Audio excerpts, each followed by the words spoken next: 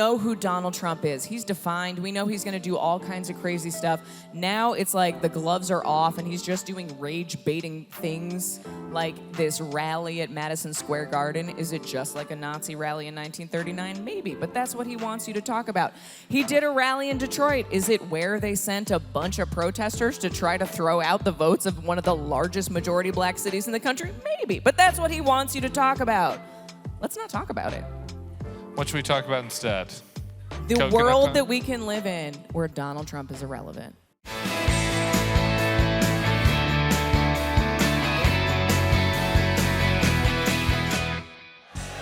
Hello and welcome to the Bulwark Podcast. I'm your host, Tim Miller, and I'm here today with Michigan State Senator Mallory McMorrow. Hi, Tim. All right, so I want to start here. I don't know about the rest of y'all, but I'm feeling a little uptight on Saturday night in Detroit Rock City, and I'm hoping that you can chill me out a little bit. How you feeling? Y'all, I feel so good right now. Thank Do you God. feel good? No, but thank God you do. So good. Do you want to hear why? Please. Okay, so I am supporting 13 state house candidates across the state in some of our most marginal districts, and some of you may not know, I flipped a Republican district to get elected in 2018. What's happening to that guy now? What's that? What's happening to that guy now, the district you took? Tough break. He's hanging out. Retired? He's good. I represent him well. Okay, yes you do. That's true. That's a good point. But I got to tell you, so we have been out downriver, we've been out in Macomb County, and we are talking to independents, Republican-leaning. People are excited, and when people shut off the conversation, it's not in a rude way. It's not like, please get off my doorstep. It's, hey, guess what? I already voted, and I voted for Kamala Harris, and for Democrats all the way down the ticket because I'm sick of this shit. Let's move on. Okay, so you're saying we're gonna win? We're going to win if we keep working our asses off for the next 17 days. Okay, that's a good place to start. Now we can get into the details. So, I've never been to this Detroit. Can you believe that? Welcome. I've never been to Detroit before. I was here all afternoon. I was walking around by the Shanola Hotel, and we had a coffee at Madcap, and it was great. There was no Venezuelan migrant mobs. Didn't see anyone stealing any pets or anything. If the whole country turned out like Detroit, I think it'd be fun. It would be pretty good.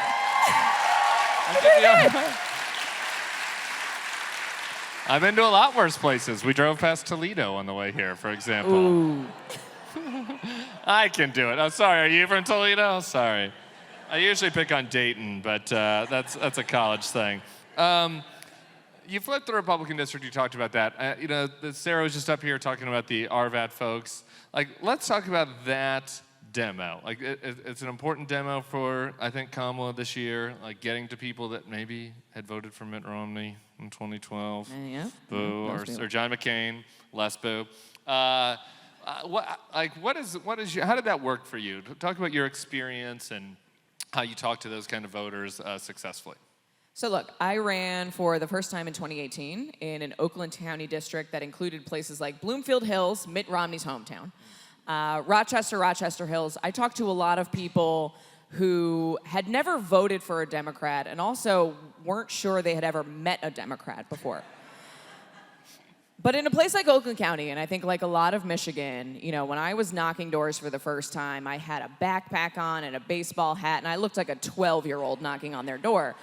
But a lot of people said, why did you come back to Michigan? And what can we do to bring my daughter back? And this is gonna sound controversial, so bear with me. But if you are a sane, rational, normal person with a personality, and you can convince people that you are going to act in the best interest of most people, it's a pretty compelling argument. Really? Yeah, really. So it was mostly that they were just kind of living vicariously through you. They were hoping that their daughter was going to be like Mallory. There was a woman on the phone with her daughter who moved to Chicago, and she paused the conversation and handed me the cell phone and said, "Can you please get her to move back?" I hope she did. It's great.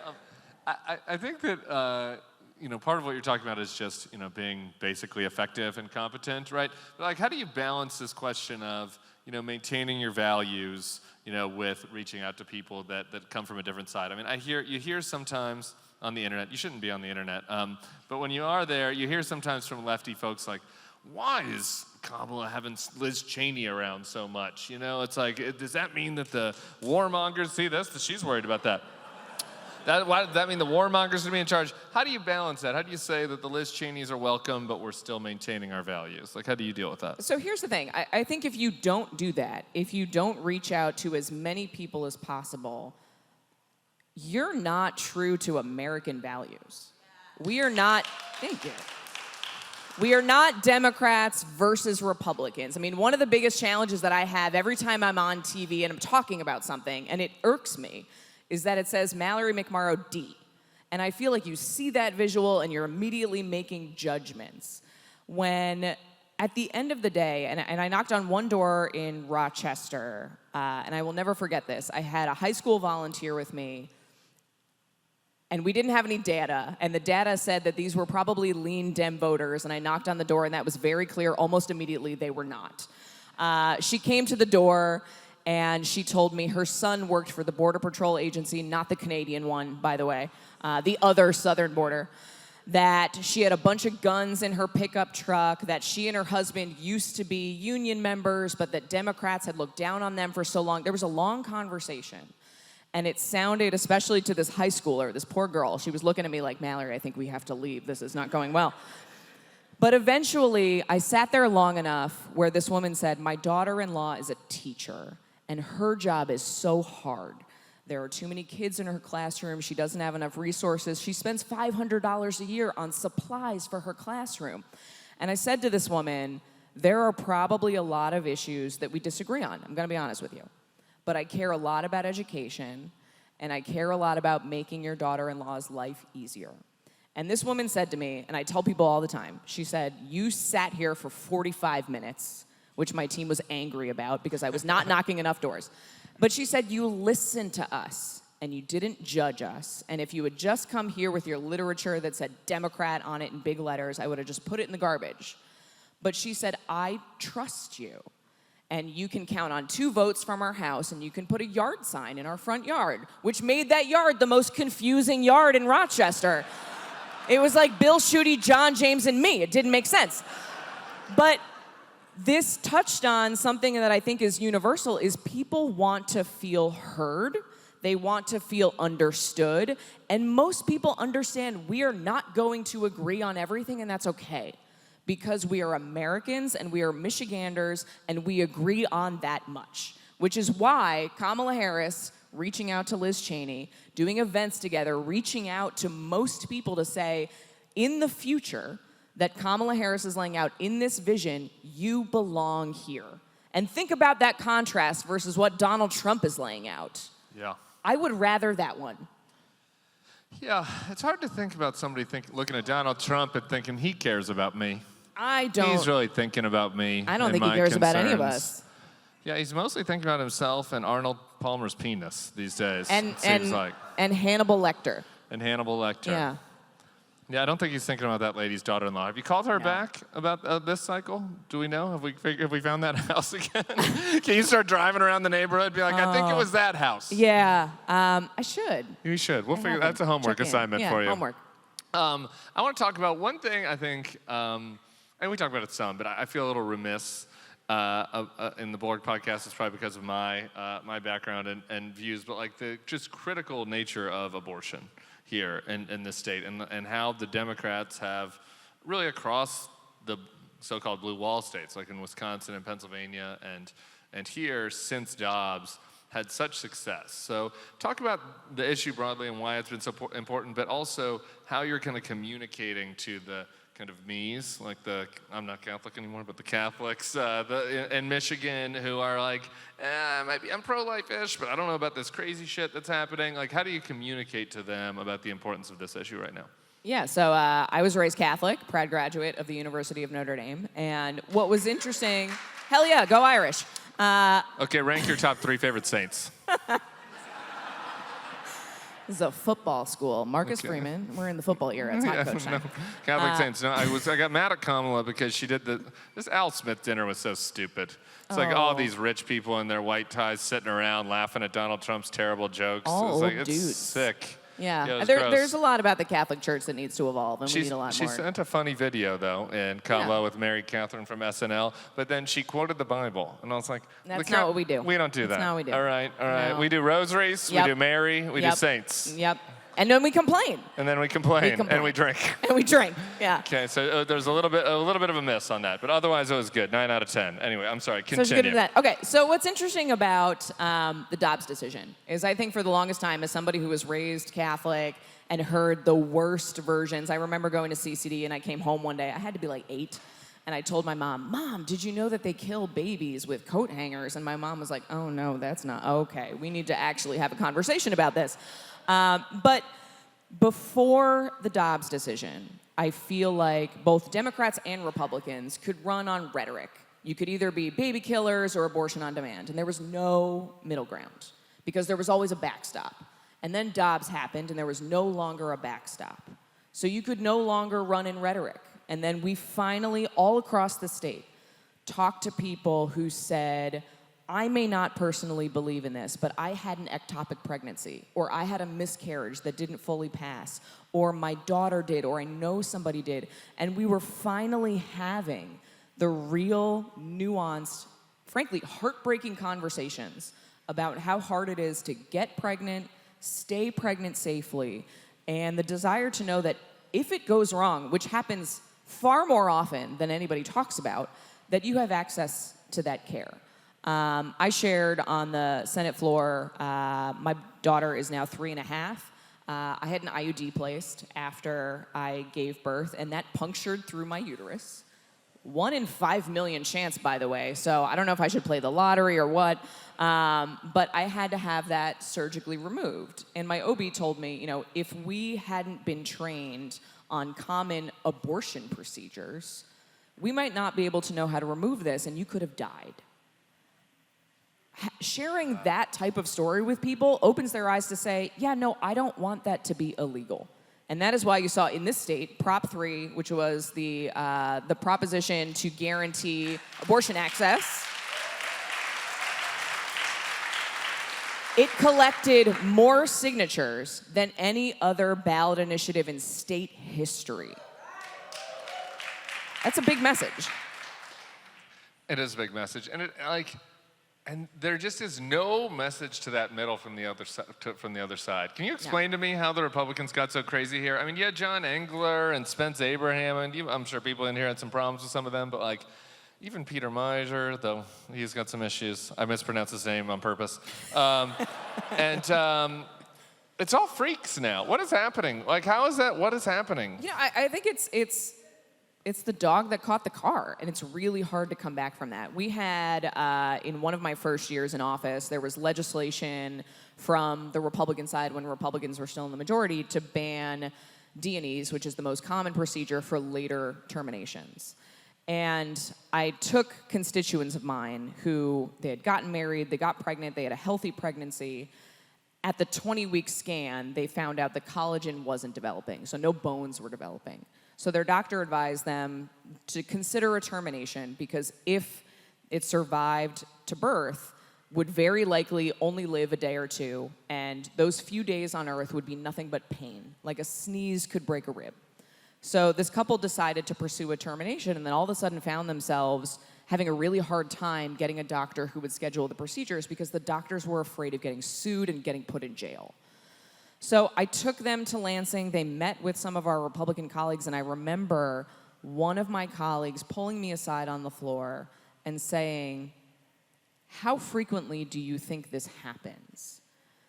And I said, well, that's kind of the point, that we don't know. So you're legislating something arbitrary that is going to put this couple in a position where she might no longer be able to conceive, ever, and that shouldn't be our job.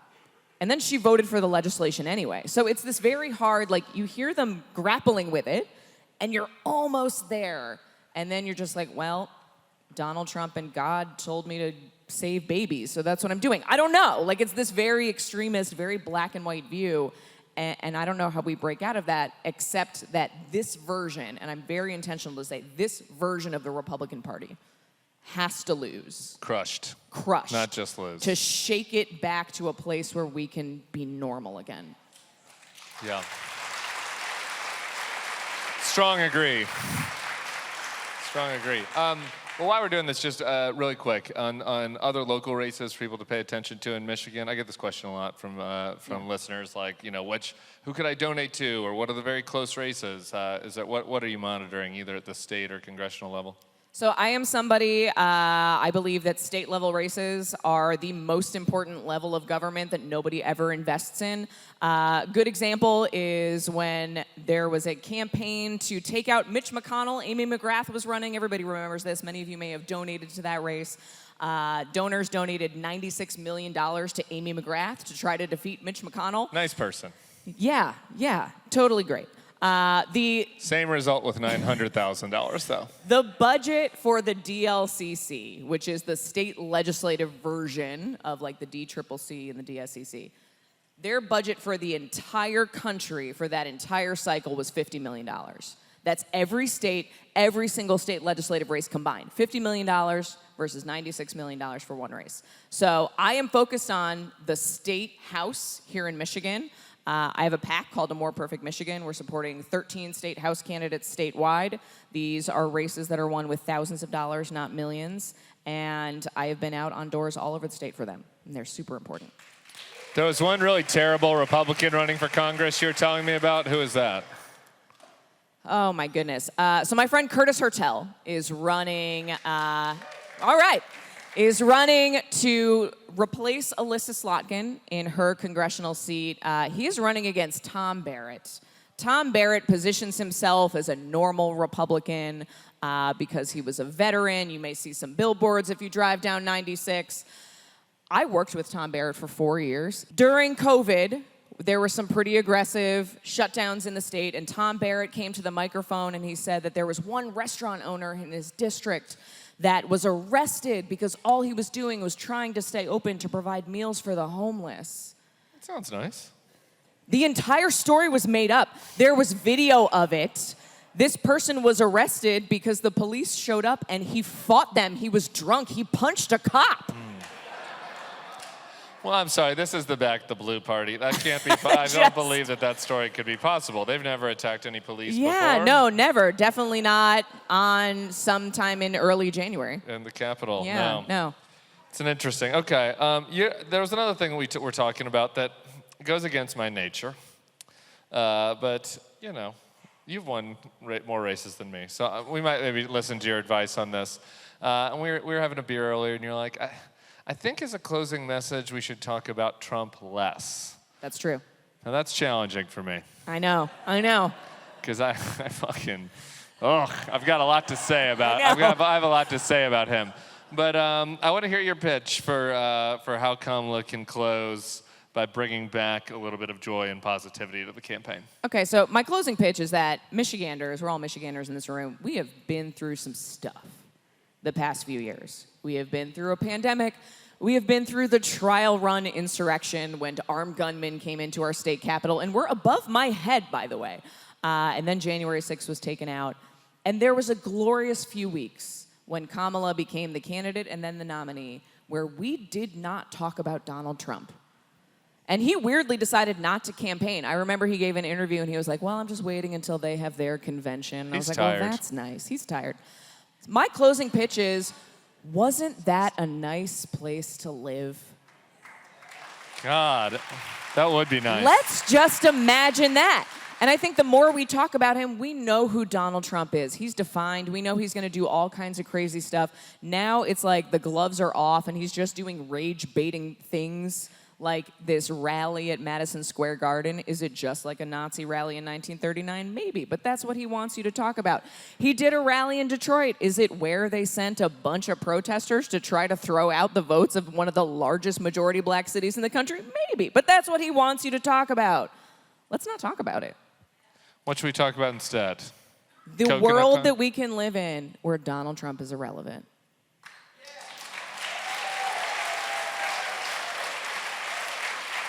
I'm just thinking about it. Just imagine it. That It's so would nice. be really nice. It's so nice. What would we talk about then, though?